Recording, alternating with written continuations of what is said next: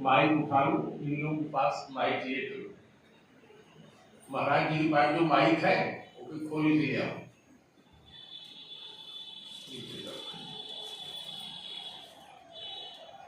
मैं गुरु वंदना कर लूंगा तब आप लोगों से पूछूंगा कि कथा जो सुने हैं उसका मतलब क्या है, क्या समझ में आया। ये तिवारी जी के पास रखो, ये सबसे श्रेष्ठतम व्यक्ति हैं, पाड़े हैं। उधर ये हैं सिंह साहब, अमरीश सिंह, भक्तराज, उधर मास्टर साहब सर्वेश जी हैं, माताएं हैं, सब एक से एक भगत है।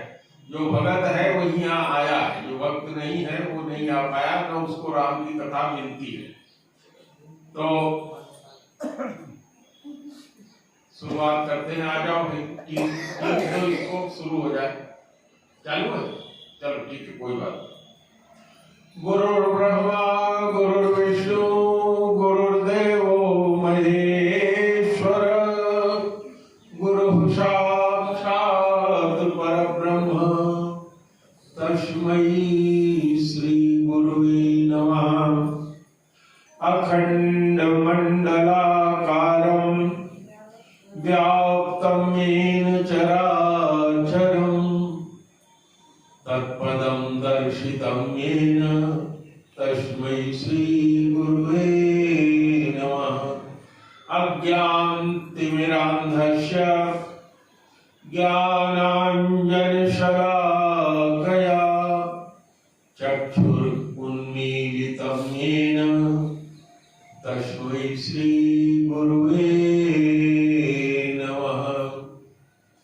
अनेक जन्म संप्राप्तं सर्वकर्म विदाहिने स्वात्म ज्ञान प्रभावेण तस्मै श्री गुरुवे नमः। प्रेम से बोलो सच्चिदानंद भगवान की जय। प्रेम से बोलिए गुरुदेव भगवान की जय।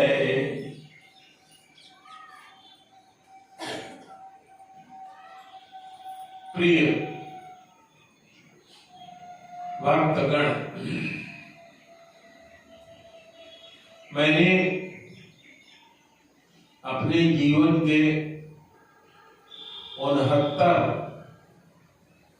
वसंत पूरे कर लिए। 70वां वसंत मेरा ये चल रहा है। वसंत ऋतु अभी गई है और उसी बसंती नवरात्र इसको कहते हैं, इसमें हम सब लोग उपस्थित हुए हैं। मेरे मन में भगवान की कथा का बहुत अनुराग था और वो आनंद मुझे प्राप्त भी हुआ। परम पूज्य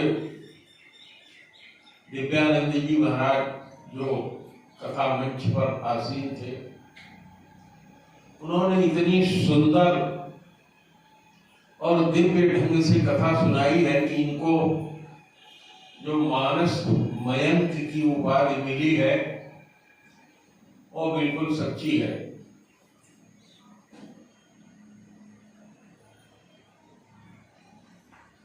भगवान की कथा महाराज जी ने एक लाइन में कहा, गोस्वामी जी की ही बात कही कि जिन लोगों को संतों का संग नहीं मिला है, जिन्होंने संत सेवा नहीं किया है, संतों के संग में नहीं रहे हैं, सत्संग नहीं किया है, उनको राम की कथा या भगवान की कथा अत्यधिक दुर्गम। दुर्गम का मतलब होता है दुर्गम, दुर मतलब होता है कठिन, गम माने जाना, माने उस कथा तक जाना या उसको समझ पाना बहुत कठिन।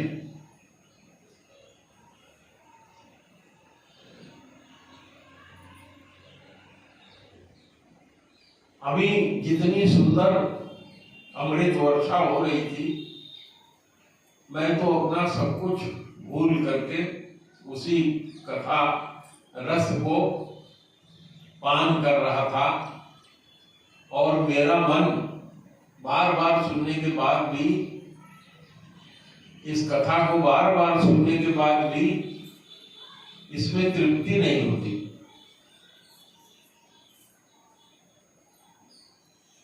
जो लोग ये समझते हैं कि कथा सुन लिया, सब समझ लिया, इसका मतलब ये होता है कि उनको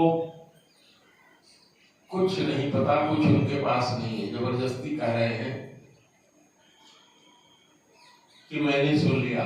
भगवान की कथा में विह्वलता और प्रेम इतना होता है कि जैसे जैसे आपकी भक्ति बढ़ती जाएगी, भगवान की कथा में आनंद आपका बढ़ता जाएगा।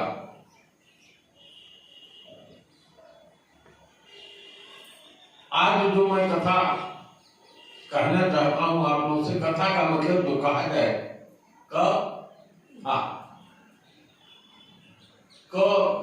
पहला अक्षर है जिसको स्कूल में जब हम लोग जाते हैं तो मास्टर साहब लोग सिखाते हैं एक कि जो डंडा, उसमें बनाओ बाएं एक अंडा और दाहिने कर दो कंडा, दाहिने उसमें कर। तो उस समय जब हम लोग बच्चे थे, आप सब लोग बच्चे थे, तो ये नहीं पता था कि इस क का मतलब क्या होता है। और जब आप आगे बढ़ते हैं तो आपको पता लगता है इस क का मतलब क्या होता है। क का मतलब ब्रह्मा जी, जिन्होंने सृष्टि का सृजन किया। क माने सृजन, ब्रह्मा जी सृष्टि का सृजन। तो सब कुछ समझना तो आसान है, लेकिन सृजन को समझना बड़ा कठिन है। अभी आपने इस कथा में सुना, माता सती, माता पार्वती जी का कई जन्म हुआ है, जिसमें माता पार्वती के रूप में जब उन्होंने जन्म लिया तो अमर हो गई। उसके बाद उनका शरीर फिर नहीं छूटा, लेकिन इससे पहले का जो उनका शरीर था उसका नाम पड़ा था सती। ये आप लोग जानते हैं। तो कथा इस तरह से है, कथा माने जो कहा जाए, क माने सृष्टि, अथा माने जो हो चुका है। भगवान ने जो सर्वप्रथम सृष्टि की, उसका पहला जीव कौन था? कोई बताएगा आप लोगों में से? भगवान ने जब इस सृष्टि का निर्माण किया तो पहले एक जीव का निर्माण किया। वो कौन था? वो ब्रह्मा था। पहला जीव जो उत्पन्न हुआ वो ब्रह्मा जी थे। और ब्रह्मा जी को भगवान ने उत्पन्न कैसे किया? जीव से ही जीव की उत्पत्ति होती। तो भगवान जिनको हम लोग कहते हैं, इनका 3 नाम है।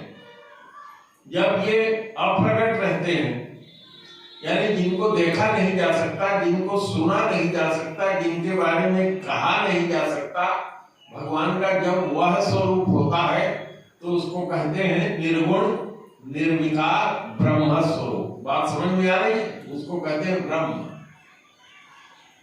ब्रह्म का मतलब क्या होता है? जिसके अंदर शक्तिशाली है, वो छिपा हुआ है, उसको कोई देख नहीं सकता। उसके अंदर इतनी शक्ति है कि वो स्वयं बहुत बड़ा है। उसके अंदर शक्ति है कि दूसरे को भी अपने जैसा बड़ा कर सकता है। वो होता है ब्रह्म। लेकिन जब इस ब्रह्म को सृष्टि करनी होती है तो कहते हैं कि सबसे पहले वो स्वरूप धारण करता है। और जिस स्वरूप को वो धारण करता है उसको कहते हैं महाविष्णु। उसको कहते हैं, क्या कहते हैं? महाविष्णु। और उन्हीं का दूसरा नाम है, जैसे एक आदमी का 2-3 नाम होता है, ये कारणव साई विष्णु, जो अभी निराकार था। जैसे हम सब लोग निराकार भी हैं और साकार भी हैं। हम यहाँ साकार बैठे हैं और हमारी वाणी निराकार रूप में आपके कान से टकरा रही है, तो आपको अनुभूत हो रहा है कि सामने से महाराज जी कुछ बोल रहे। तो वाणी क्या है? निराकार है। और आंख से जो देखते हैं वो क्या है? साकार है। इसी तरीके से भगवान भी साकार और निराकार रूप में रहता है। वह निराकार जब अपने को प्रकट करता है सर्वप्रथम, तो उसको कहते हैं महाविष्णु। और वह महाविष्णु कैसे अपने को प्रकट करता है? अपने अंदर 3 गुण धारण करता है। 3 गुण धारण करता है। वो तीनों गुण आप लोग जानते हैं, कोई नई चीज में नहीं बता रहा।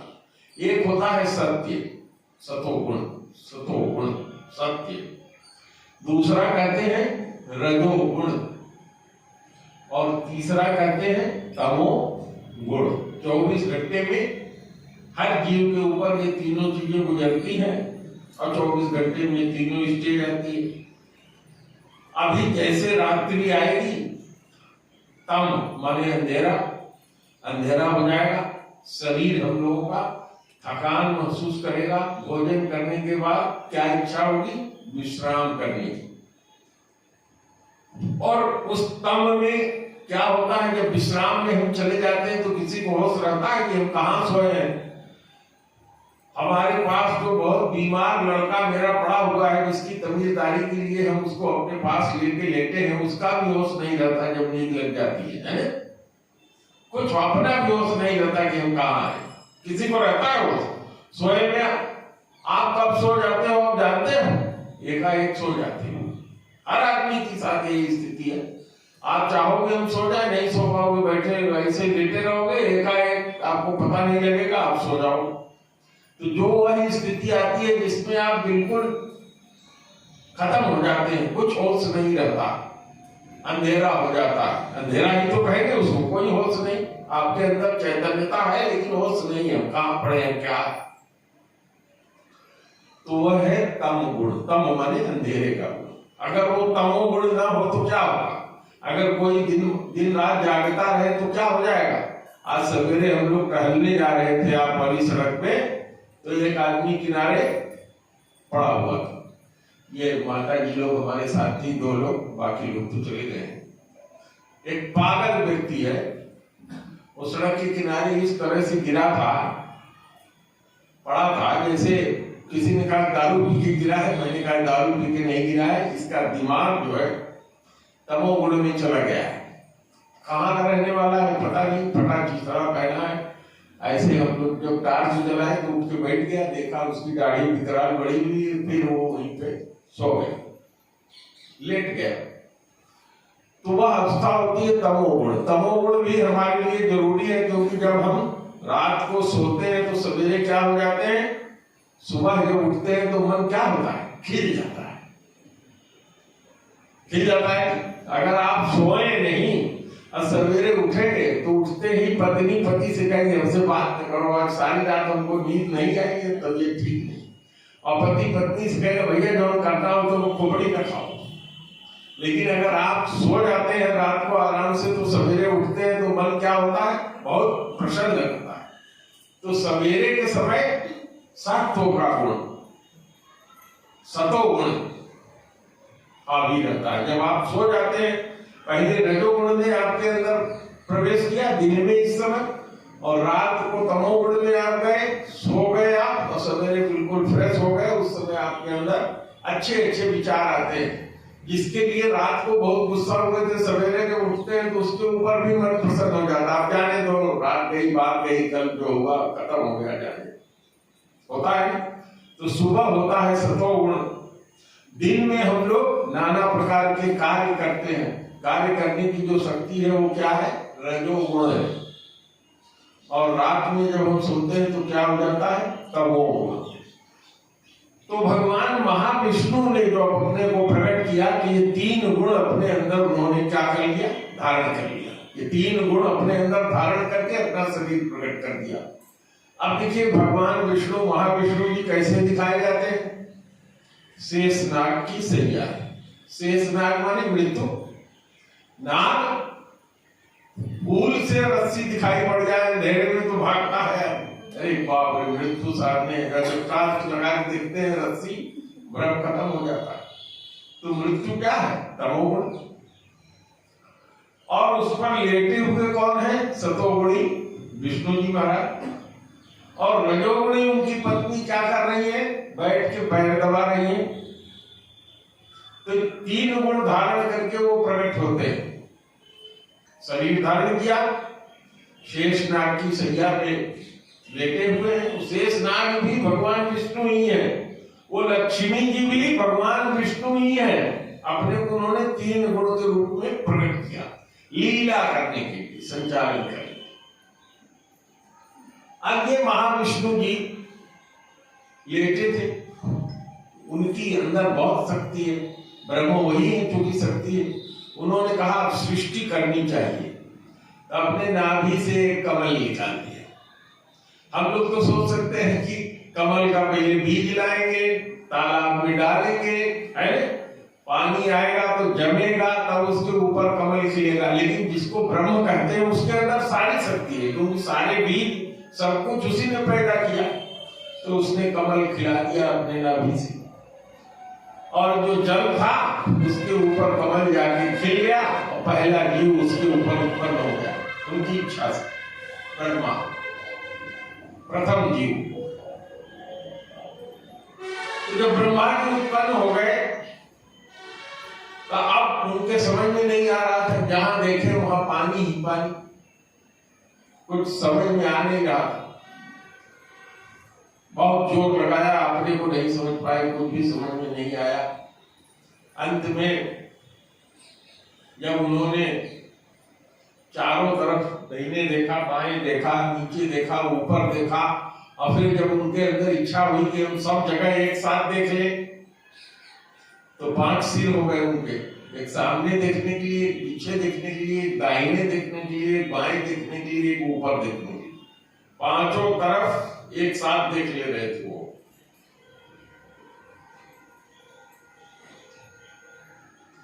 तो उन्होंने कहा कि ठीक, 5 सिर हो गए, सब कुछ मैं एक साथ देख रहा हूं, फिर भी कोई चीज दिखाई नहीं पड़ रही है। पहले वो सोचते थे कि दाहिने देख रहा था मैं तो कोई चीज बाएं छिपी होगी, बाएं देख रहा था मैं तो कोई चीज पीछे छिपी होगी, अब पीछे देख रहा था मैं तो कोई चीज आगे छिपी होगी, आगे देख रहा था तो हो सकता है वो चीज ऊपर हो, और ऊपर देख रहे थे तो वो चीज हो सकता है नीचे हो।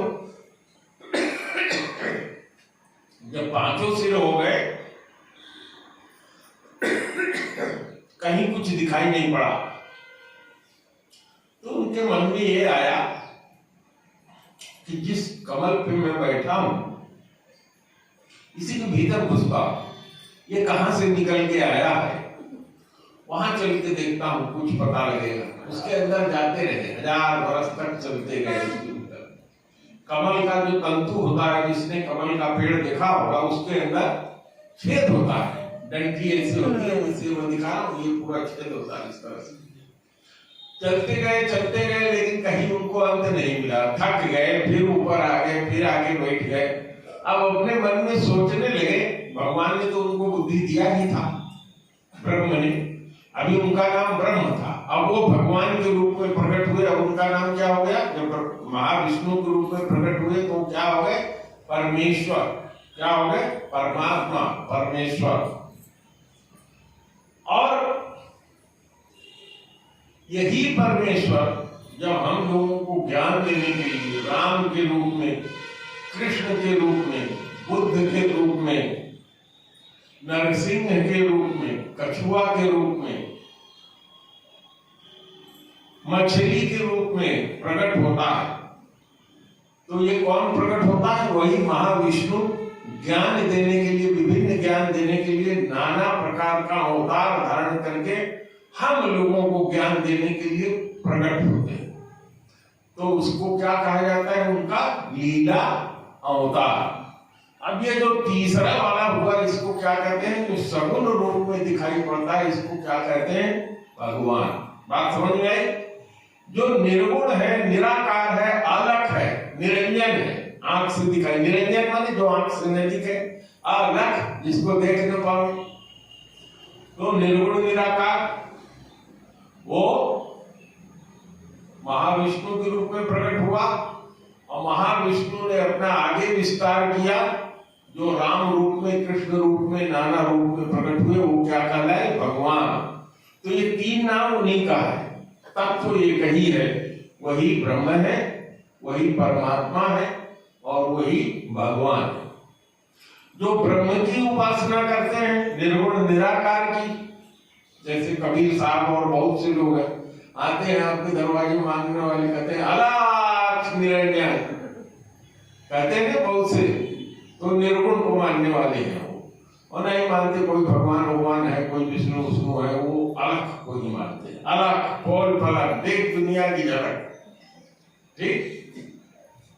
और जो योगी लोग पूजा करते हैं, ध्यान करते हैं, योग करते हैं, साधना करते हैं, और उस कौन तत्व है जो इस सबको बनाने वाला है, उसको जो अपने हृदय में देखते हैं, साधना के द्वारा देखने का प्रयास करते हैं, योग मार्ग, ध्यान मार्ग, उनके लिए वो परमात्मा होते हैं। जैसे देखिए अड़गड़ानंद जी की जितनी किताब है उसमें आप देखते हैं तो क्या लिखते हैं शुरू में, ओम परमात्मने नमः। लेकिन अभी महाराज जी ने शुरू किया और हमने शुरू किया तो क्या कहा, भगवान को प्रणाम।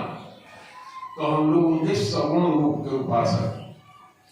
तो जो महाविष्णु जी हुए, जो उन्होंने 3 गुण को धारण किया, वही 3 गुण है, सतोगुण, रजोगुण और तमोगुण। इसी का उन्होंने मिक्सचर कर दिया। यही 3 गुण 3 रस्सियां हैं, इसको उन्होंने अलग अलग मात्रा में, जैसे किसी लड़के को आप कहते हैं कि इसको रंगो, एक कमल का फूल बना के दे दिया, एक पंखुड़ी को लाल से, एक को पीले से, एक को हरे से, एक को काले से, एक को सफेद से, एक काला सफेद मिला के बच्चे रंगते हैं। लेकिन क्या उनके तत्वों में कोई चीज अलग अलग है? अलग अलग नहीं। किसी में सफेदी ज्यादा है, किसी में कालीमा ज्यादा है, सब है एक ही तत्व।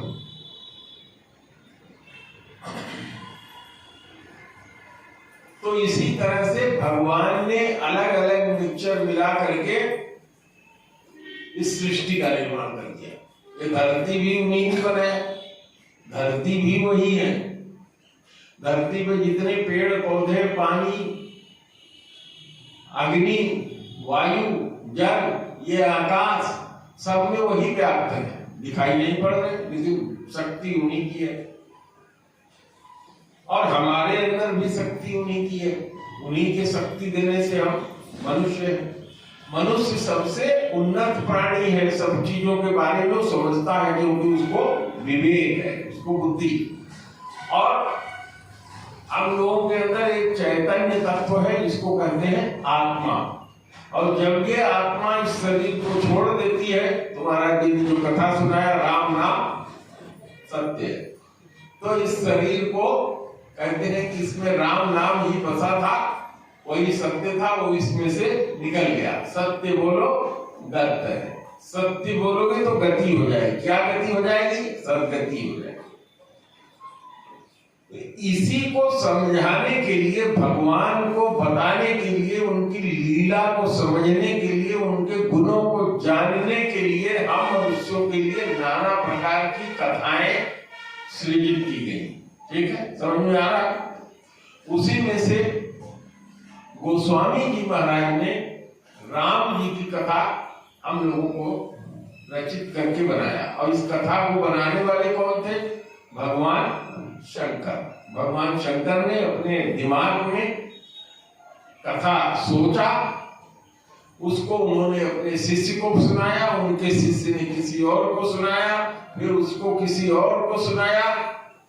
इस तरह से भगवान की कथा, राम की कथा सामने आ गई।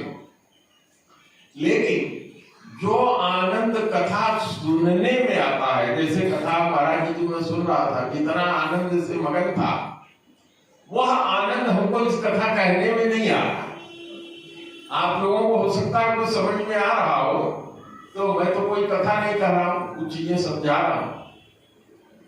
तो सुनने में जितना आनंद आता है, अपनी की हुई रचना को दूसरे के मुख से सुनने में जो आनंद आता है, तो भगवान शंकर जो है खुद कथा, अपनी रची हुई कथा सुनने के लिए दक्षिण भारत में जो अगस्त ऋषि का आश्रम था वहां गए। और महाराज जी ने देखिए कितना सुंदर सुनाया।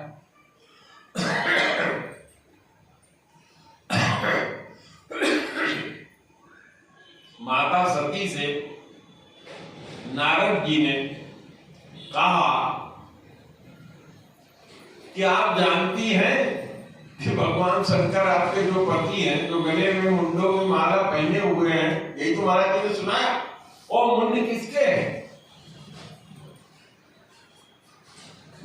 नर मुंड दिखाई पड़ता है, यानी हड्डियां दिखाई पड़ती है ना। भगवान शंकर को हम लोग देखते हैं कि गले में कई ठो खोपड़ी पहने हुए है ना, गुआ है पहने हुए। तो यही चीज समझाया नारद जी ने माता सती को। सुनो, कभी तू जानती हो कि तुम्हारे जो पति देव हैं ये गले में नरमुंड पहनते हैं, वो मुड़ी किसकी है? तो उन्होंने कहा कि नहीं महाराज, मैं तो नहीं जानती। तो उन्होंने कहा सुनो, तू जितने बार पैदा हुई हो, जब मर जाती हो तो तुम्हारा खोपड़ियां पहन लेते हैं। तो भगवान तो मरते नहीं, तो बार बार पैदा होती हो मरती हो। तो भगवान से वो कथा सुन लो, जिसके सुनने के बाद तू भी अमर हो जाओ, मरो न फिरो। तो ये मन में इच्छा सती जी को उत्पन्न हुई। कथा में सुना, आप सब लोगों ने सुना ना, यही कथा में सुना ना। तो माता सती ने अपने पति भगवान शंकर से कहा कि मुझको नारद ने बताया है कि तुम एक कथा जानते हो, उस कथा को अमर कथा कहते हैं। क्या कहते हैं? अमर कथा। और कथा आप जानते हो इसलिए आप अमर हो, आप पैदा नहीं होते हो, मरते नहीं हो। हमको कभी सुनाते नहीं हो। झगड़ा लगा दिया उन्होंने। तो कहा वो कथा सुनो उनसे, तुम भी अमर हो जाओ। अब महाराज जी ने क्या सुनाया? माता सती ने कहा कि हमको अमर कथा सुनाओ।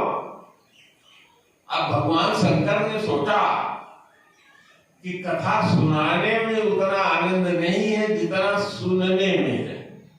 तो उन्होंने एक साधु को चयनित किया, क्योंकि कथा तो भगवान की कथा सुंदर रूप से एक साधु ही सुना सकता है। जैसे हमने चयन किया महाराज जी का कि आप लोगों के बीच में कथा सुनाएंगे, संत के मुख से कथा सुननी चाहिए। ये जो कथावाचक है, दुनिया भर के कथा कहने वाले आते हैं पैसे लेकर के, उनकी कथा कभी मत सुनिए। उनकी कथा सुनने से पाप उत्पन्न होता है। कथा या तो गुरु मुख से सुनिए या किसी संत के मुख से सुनिए, बाकी कथा नहीं सुननी चाहिए। जितना पाप वो पैदा करते हैं उसके बागी आप भी होते हैं, कथा सुनने जाते हैं। आजकल तो धंधा हो गया है ना, कथा इतना रुपया लेते हैं, कथा करने आते हैं, उसमें क्या होगा? डांस होगा, उसमें नाना प्रकार की चीजें होंगी, कथा तो केवल नाम का ही होगा।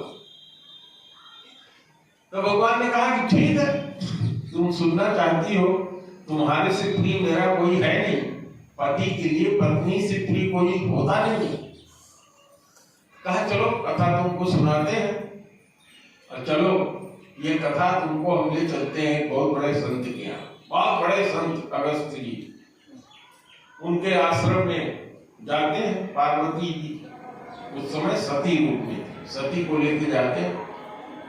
और जब पहुंचे तो ऋषि ने देखा कि अरे हमारे आश्रम में जिनकी हम पूजा करते हैं, भगवान शंकर की उपासना हम करते हैं, भगवान शंकर साक्षात हमारे यहाँ आ गए।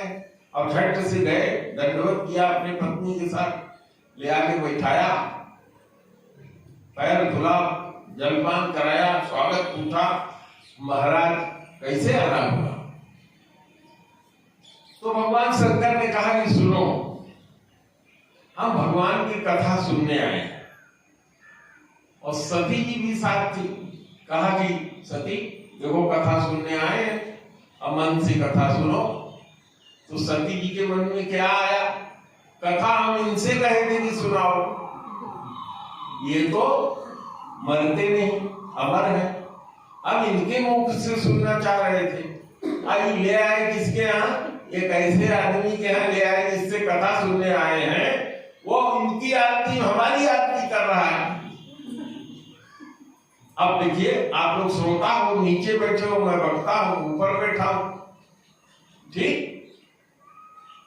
तो उनके मन में इसी तरह की बात आई कि वक्ता तो ऊपर बैठता है और वो नीचे श्रोता की आरती कर रहा है, लेकिन अगर श्रोता इस तरह का उपास्य है, उसकी उपासना की जानी चाहिए, तो वक्ता को जाके उसकी उपासना करनी चाहिए। काकभस्मी जी ने रामायण में इसको दिखाया।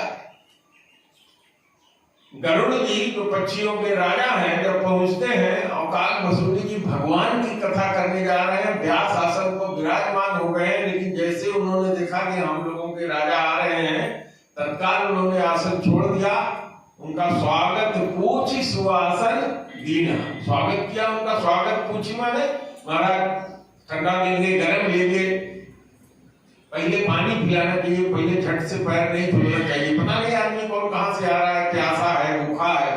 अब जैसे हम लोग साधु की वृत्ति धारण कर लिए हैं तो बाजार में नहीं खाते, बाजार की बनी हुई चीज या अरे गहरे आदमी ना जो भक्त नहीं है उसके घर का भी नहीं खाते हैं। जो भगत है, भक्त है, उसी के यहाँ का प्रसाद प्राप्त करते हैं, बाकी बाजार की चीजें नहीं ग्रहण करते, छोड़ देते हैं। तो चाहिए कि संत आया तो उसका स्वागत पूछो महाराज, ठंडा पानी, गर्म पानी खिला पिला लो, उसके बाद तब थोड़ा सल्तनत से हो जाए तो पैर वैर धुलो। फिर पूछा महाराज कैसे आया, तो भगवान शंकर ने कहा सुनो, मैं भगवान की कथा सुनने आया। और महाराज जी ने देखिए कितना सुंदर बताया। कहा कि महाराज अरे जो कथा है वो आप ही ने तो पैदा किया है। तो कहें ठीक है हमने पैदा किया, लेकिन हमको तुम कथा सुनाओ।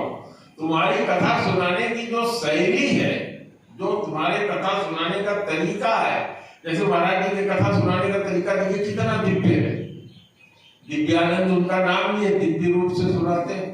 और हम क्या करते हैं, आप लोगों को उसका विश्लेषण सुना रहे हैं, समझा रहे हैं, इसलिए कि समझ में आए। हमको बहुत दिन तक एमएससी कर लिया, हमने नौकरी बहुत दिन तक कर लिया, रामायण पढ़ते थे तो दिमाग में घुसता नहीं था ये ब्रह्मा कौन थे, ये विष्णु कौन थे, कैसे वो उनके ससुर कहां से आ गए, झगड़ा काहे हो गया, जब लोग देवता थे तो आपस में झगड़ा काहे, बवाल काहे हो गया, काहे सती जी नाराज हो गई, काहे शंकर जी ने सती जी को छोड़ दिया। बहुत दिन तक मेरे समझ में नहीं आता था।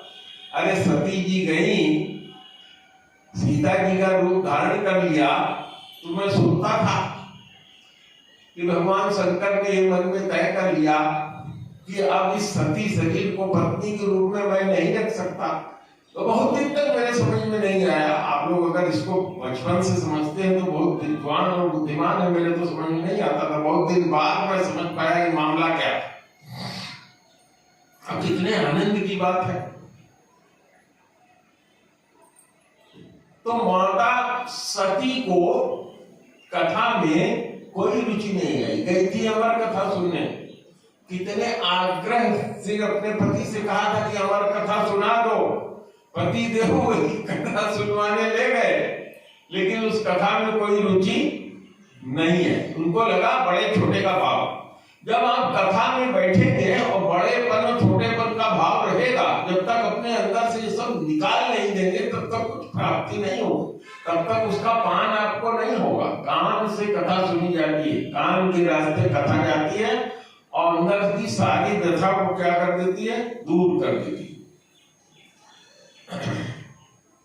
राम कथा ये सुनत अघाई, क्यों तिवारी? जो राम की कथा सुन के हंकाया जाए तो इसका मतलब कुछ जानता वो नहीं। तो सती जी के मन में बड़प्पन का भाव आ गया, ये कथा हमको सुनाएगा, ये अमर कथा सुनाएगा, ये हमको चूतिया बनाने के लिए हमारे पति देव यहाँ ले आए, आपने तो सुनाए नहीं। और इनसे कह रहे हैं ये मरने वाला आदमी, मरने जीने वाला आदमी जो इनकी पूजा कर रहा है, मेरी पूजा कर रहा है, वो हमको अमर कर देगा, कथा सुनाए। तो विश्वास नहीं हुआ, अपने बड़े होने का भाव बना रहा और उस बड़े होने के भाव के कारण उनको जो मिलना चाहिए था वो अमर कथा नहीं मिली। महाराज जी ने क्या सुनाया, पूजे ऋषि अखिलेश्वर जानी, अखिल ईश्वर जान करके ऋषि ने उनकी पूजा किया। और राम कथा मुनि भरज बखानी, महाराज जी ने सुनाया कि राम की कथा बखान करके बड़े सुंदर ढंग से ऋषिवर ने सुनाया। और उसको सुन करके भगवान शंकर क्या हुए, ये दरवाजा बंद कर लो, मक्खियां आ रही हैं, इसके अंदर भी मक्खी आ रही है, तो बंद कर लोगे तो मक्खी नहीं आएगी, इसीलिए लगाया गया है जाली। हमको जब से मैं यहाँ बैठा हूँ, हमारे अंदर कोई माइनस पॉइंट लगता है या पसीना है या क्या है, बार बार मेरे ऊपर बैठ रही है और उनको डिस्टर्ब करते रही कथा करना, इसीलिए मैं कहा कि बंद कर। राम जी की कथा मुनिवर ने बड़े सुंदर ढंग से सुनाया और इसको सुन करके भगवान शंकर बहुत प्रसन्न मन से हुए। माता सती जो थी उनको रुचि ही नहीं थी, पहले ही बड़ा छोटा का भाव आ गया। जब बड़ा छोटा का भाव आ जाएगा, आदमी सुनाएगा तो समझ में ही नहीं आएगा, वो तो अपने बड़कपन में खोई थी। अब भगवान शंकर कथा खत्म हुई, 1 महीना वहां रहे और फिर माता सती को लेकर कैलाश के लिए लौटे। जब लौटे रास्ते में तो उसी समय जिनको मैं महाविष्णु कह रहा हूं, वो राम के रूप में अवतार ले चुके थे लीला करने के लिए। तो राम के रूप में उन्होंने 4 रूप में अवतार लिया था, राम, भरत, लक्ष्मण और शत्रुघ्न। तो राम के साथ जो लक्ष्मण थे वो कौन थे, शेषनाग। शेषनाग जिस पे भगवान सोते हैं वो हमेशा सेवा में रहते हैं। तो लक्ष्मण जी हमेशा राम जी की सेवा में रहते हैं, और वही लक्ष्मण जी बलराम जी के जब रूप में हुए तो कृष्ण जी की सेवा में रहते थे। यहाँ बड़े भाई हो गया है, फिर भी छोटे भाई की सेवा में रहते थे, सारा काम वो करते थे। और भरत जी वो महाविष्णु है, भरत जी महाविष्णु है, इसीलिए कहते हैं विश्व भरण पोषण कर जोई, अताकर नाम भरत अस होई। इस चौपाई पर ध्यान दीजिए आप लोग।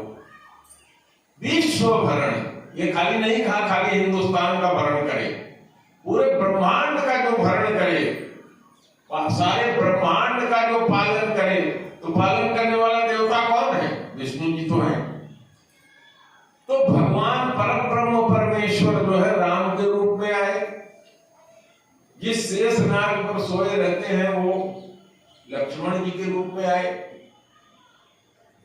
और महाविष्णु जी भरत के रूप में आए, और उनके सबसे छोटे भ्राता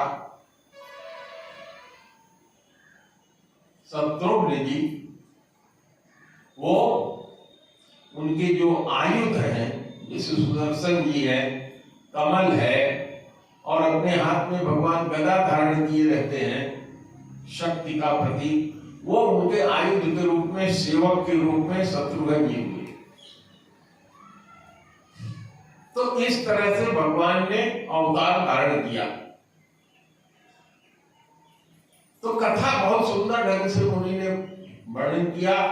माता सती अभिमान में आ गई, कथा को सुना नहीं, और वही परब्रह्म परमेश्वर ने राम के रूप में अवतार लिया था, उन्हीं की पूजा भगवान शंकर करते हैं। और जब वो राम के रूप में राम और लक्ष्मण सीता जी को खोजते हुए दंडक वन में दिखाई पड़े, दंडक वन में ही रहते हैं अगस्त जी, अगस्त जी का आश्रम कहाँ है, दंडक वन में।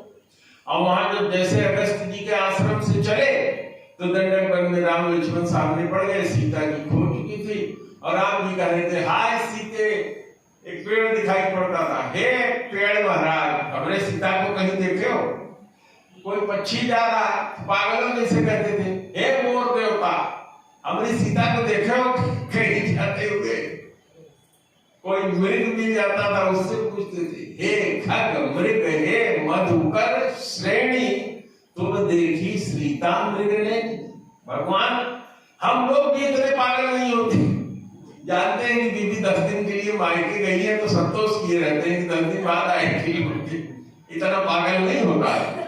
लेकिन भगवान की माया देखिए, वो विरही की तरह से, जैसे अत्यधिक नारी के विरह में कोई पागल हो गया, 1 मिनट बिना उसके रह न पावे, उस तरह से महाविरही के रूप में नाटक कर रहे हैं।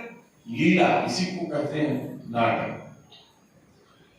अब भगवान शंकर वहां जमीन पर लेट करके सच्चिदानंद कह करके प्रणाम की महाराज जी ने। कही सच्चिदानंद परधामा, परधाम के सच्चिदानंद कह करके प्रणाम किए। अब माता सती गई थी अमर कथा सुनने, जो अमर करता है वो सामने है, लेकिन कथा में रुचि नहीं थी तो कुछ समझ में आया नहीं। वो देख क्या रही है? देख रही है आंख से, ये तो दोनों राजकुमार है, एक की बीबी खो गई है, पगलाया हुआ है, बीबी खोज रहा है, आज इसको ये पगलू बाबू ये कह रहे हैं कि सच्चिदानंद, कह रहे हैं कि उसमें तो हो शंकर बाबा, कहाँ कह रहे हो? कहे मैं सही कह रहा हूं, यही सच्चिदानंद है। वो कहे हमको चुतिया न बनाओ। अरे कहे इन्हीं की कथा तो सुनने तो गई थी वहां, अमर कथा इन्हीं की तो है। लेकिन बात बात कहने के बाद भी क्योंकि कथा सुनी होती तो भरोसा होता, भरोसा नहीं आया। अब भगवान शंकर ने, देखो महाराज जी ने कहा कि भगवान शंकर ने देख लिया कि अब कुछ गड़बड़ होने वाला है। अब गोस्वामी जी क्या लिखते हैं? लक्ष्मण देखी उमा कृत भेषा। लक्ष्मण जी सती जी को कैसे देख रहे हैं? अभी तो सती के रूप में ही है ने, लेकिन लक्ष्मण जी की निगाह में वो उमा के रूप में दिखाई पड़ रही है। उमा माने पार्वती। अगला जो उनका जन्म होगा वो लक्ष्मण जी देख रहे हैं। माने गोस्वामी जी चौपाई के रूप में कितना सुंदर लिख दिया। माने लक्ष्मण जी ने जान लिया कि इनका अंतिम है, इसी के बाद इनका शरीर छूटेगा और उमा के रूप में ये पैदा होंगे। तो लक्ष्मण ने देख उमा कृत भेषा। लेकिन भगवान राम को जानते हुए अपने मन के अंदर दबाए रहे। और महाराज जी ने क्या सुनाया? भगवान ने देखा और कहा, अरे माता जी, मैं थोड़ी देर के लिए शिकार करने चला गया, अपने पत्नी के कहने से पत्नी गायब हो गई और आप साक्षात पत्नी को छोड़ करके यहाँ जंगल में अकेली घूम रहे हैं। और कैसे भगवान ने पहचान किया? महाराज जी ने देखो कितना सुंदर बता दिया। सीता जी कैसे चलती थी? बीच में। भगवान के जो चरण जमीन पर पड़े उस पे कहीं भूल से चरण न पड़ जाए, उसको चिन्ह बचा बचा करके वो चल रही। और यहाँ सीता जी क्या कर रही है? सीता जी जो बनी सती जी, उन्होंने माया से राम भी बना लिया, माया से लक्ष्मण भी बना लिया, अपनी माया से नकली सीता बन गई। और महाराज जी ने सुनाया आपको ने कि आगे आगे सीता, पीछे पीछे राम लक्ष्मण चल रहे हैं, मैंने उल्टा उनके आ गए।